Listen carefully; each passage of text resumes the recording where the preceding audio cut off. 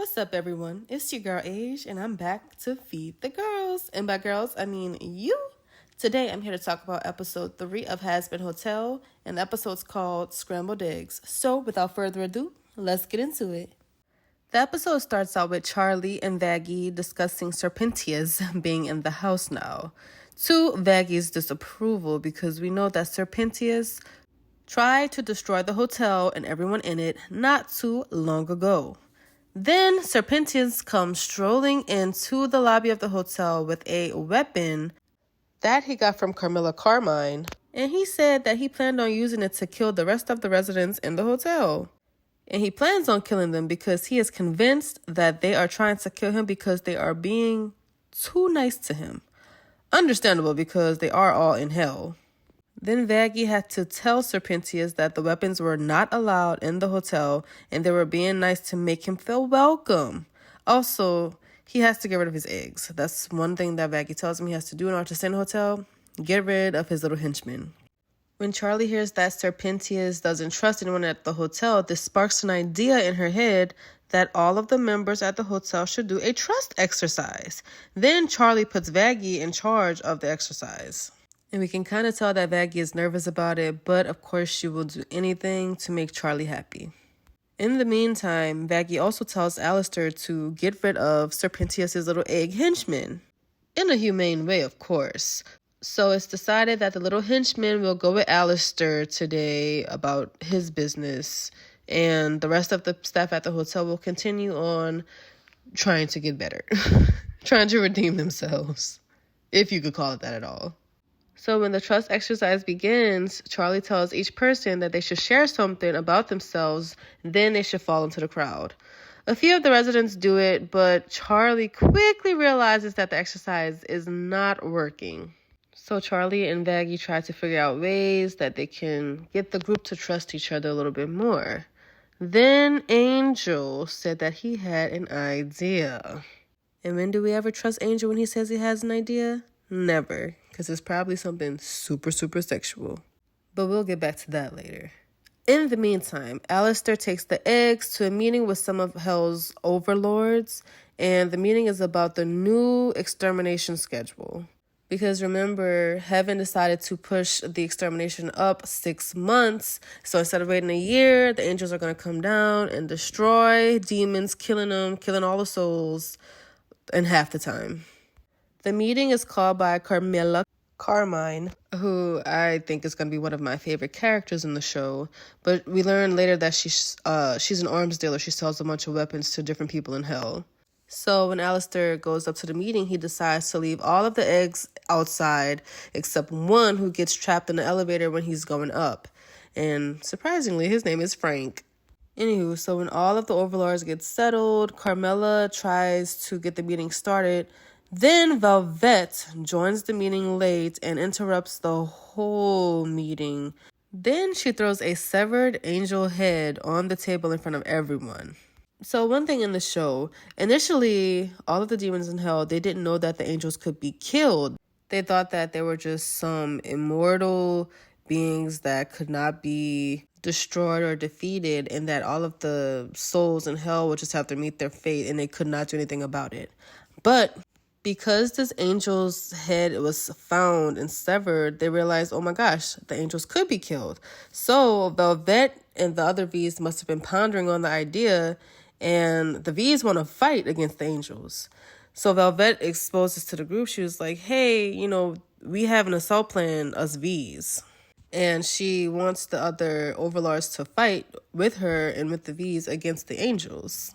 Cestial, he is like a really old demon that must have been in hell for forever almost. Cestial says, we don't have enough proof to know if a demon killed this angel. Or they call angels exorcists here because they're killing demons.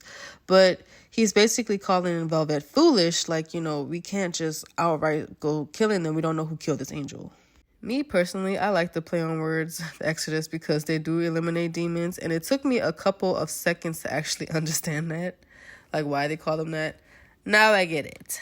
Anyway, Velvet was about to go off on Cestial, telling him his opinion not to fight was wrong, and she was insulting him. But to be honest, I think Sestral started it because he called her foolish first when she was simply just stating her opinion. Then my favorite song of the whole show comes on. I swear I love all the songs when it comes to Carmilla. Carmine, she sings so good. Carmilla tells Velvet that she needs to show some respect to Sestral as he, I guess, is an elder.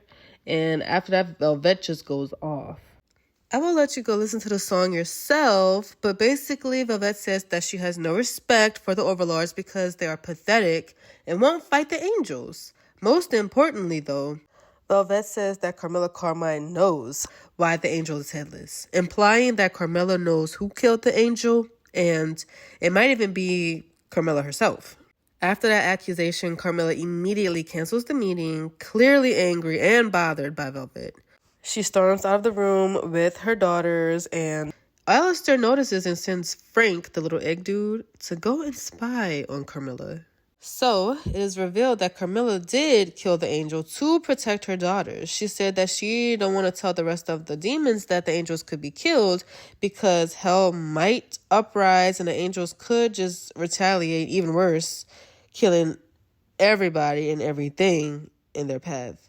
So basically, Carmilla is trying to keep everything as it is in hell just to like keep it stabilized so that she'll be able to keep her family. She'll be able to protect them for as long as she could. So later on, Frank, the little egg guy, told Alistair about what he had learned. And he told him that Carmilla had killed the angel that Velvet and the V's had found. Now, granted, I see both sides and I understand the animosity. No one really likes the V's. Carmilla wants to make sure that her family lives and is safe, quote unquote, as safe as you could be up in hell. But at the same time, Velvet is right in that if the exorcist could be killed, why not fight back instead of letting them slaughter everyone? Granted, Camilla isn't necessarily okay with the slaughtering herself, but she will allow it unless her family is threatened, which is what happened here. As far as Sestral's point of, we don't know if the angel was killed by a demon, to me that doesn't matter because the fact that the angels or the exorcist can be killed is enough. I feel like I'm starting more with the pompous, annoying little Velvet here, even though I love Carmilla Carmine. Meanwhile, back with the hotel members, they are trying Angel's idea of a trust exercise, and guess where they end up? A bondage house, much to Vaggie's dismay. When I saw that this was a BDSM lounge, y'all, I cackled. I also love the quote of the hotel's slogan. But Vaggie is immediately like, look, I have to think of another way to get these people to trust each other. So she decides to make them learn how she learned how to trust her colleagues, military style. But I must admit, though, I gotta give it to Angel. He had good intentions. He was using what he knows best, and that is sex. I think he really thought that it was a good idea. And to be honest, it wasn't the worst idea. I mean, I guess people who do bondage do need to learn how to trust their partners. Anyway, so military style. This makes me question Vaggie's background and how she was brought up. She is always defending the hotel and Charlie. So she must have some kind of military background or training because she was talking to them like a drill sergeant. The members of the hotel absolutely hate Vaggie's idea of learning how to trust each other because she throws them down with all of the thugs and gangsters up in hell who were vandalizing, burning, and trashing the city, and also beating each other up. It looked like a war zone.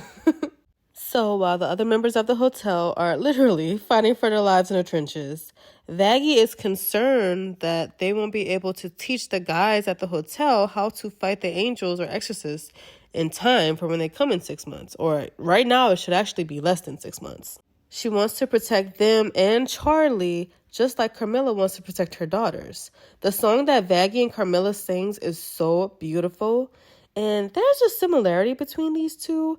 I just don't know what it is yet. In the song, they vow to do whatever it takes to protect their family and the ones that they love. And it makes one wonder, how does Carmilla know how to kill an angel? So once back at the hotel, it turns out that Vaggy's tactic of teaching them how to trust each other actually kind of worked. And Serpentius and the others are getting along real well with each other at the hotel, and now they're reminiscing on the crap that they just had to endure.